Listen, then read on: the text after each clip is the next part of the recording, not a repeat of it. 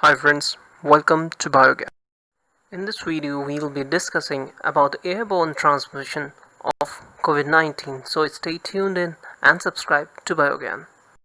Recently, 239 scientists wrote to World Health Organization about recognizing air as a potential mode of transmission of the virus and including preventative steps accordingly. The commentary has been published on 6th of July 2020. This is the accepted commentary which they have published in the Clinical Infectious Diseases journal titled "It is Time to Address Airborne Transmission of COVID-19." There are 239 scientists which support this commentary. What is the commentary about? In the commentary, the authors have tried to bring into the notice of the health organizations a possible mode of transmission of infection of COVID-19. When a person coughs or sneezes or talks loudly, a number of droplets come out from his or her mouth. These droplets settle at varying distances from the person according to their size. However, some particles, which are very small in size, do not settle down and are carried away in the air, and they settle at very far away distance from the person depending on the air flow. According to WHO, the modes of transmission of virus causing COVID-19, implications for IPC precaution recommendations, respiratory infections can be transmitted through droplets of different sizes. When the droplet particles are greater than 5 to 10 micrometers in diameter, they are referred to as respiratory droplets, and when they are less than 5 micrometer in diameter, they are referred to as droplet nuclei. According to current evidence, COVID-19 virus is primarily transmitted between people through respiratory droplets and contact routes. What do they appeal? The authors appeal to the medical community and to the relevant national and international bodies to recognize the potential for airborne spread of COVID-19.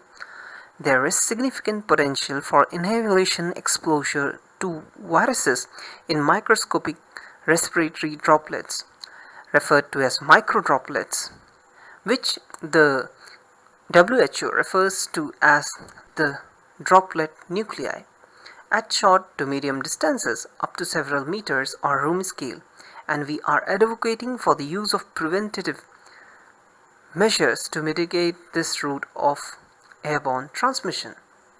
So primarily the authors have tried to bring into the notice of the health organizations the inclusion of microdroplet mode of transmission of COVID-19 infection.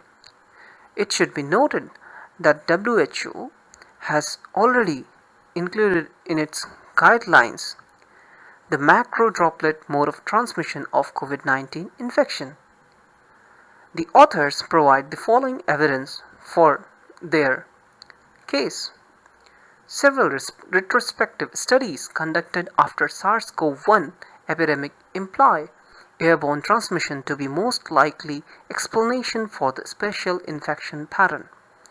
Similar explanation to the SARS-CoV-2, which is known as COVID-19 transmission, also exist. In particular, they refer the example of a Chinese restaurant where no evidence of direct or indirect contact was found based on video footage. However, there were cases of infection.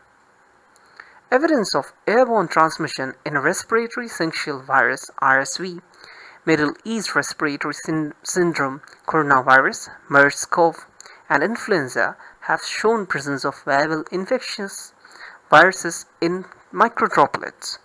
They believe COVID-19 to behave same because there have been reports of viral RNA in the droplets less than 5 microns, and the viruses which have been found in those droplets are found to remain viable, that is, remain infective in these droplets. However, the authors go on and state explicitly that the evidence is provided for the microdroplet evidence transmission of the virus are not complete for every step of transmission. But this incompleteness remains also for macrodroplet and other means of transmission. Whereas the problem lie? The problem which they suggest lies with ventilation. As you can see that when a person sneezes, if the ventilation is poor, the other person, however far it may be, may get infected because of the microdroplets. The probable solutions which they propose is the adequate and effective ventilations. As you can see, if in a room of the same size and where the ventilation is proper, due to the airflow, the microdroplets may be flown away or may be cleared. The authors also suggest for the supplementation of the general ventilation with local exhaust, high efficiency air filters and germicidal UV lamps. And one of the most possible solution is the avoidance of overcrowding, which will lead to a decrease in the number of microdroplets formed or in the number of persons being infected. So stay tuned in and stay safe. Thank you, and please subscribe to Biogan.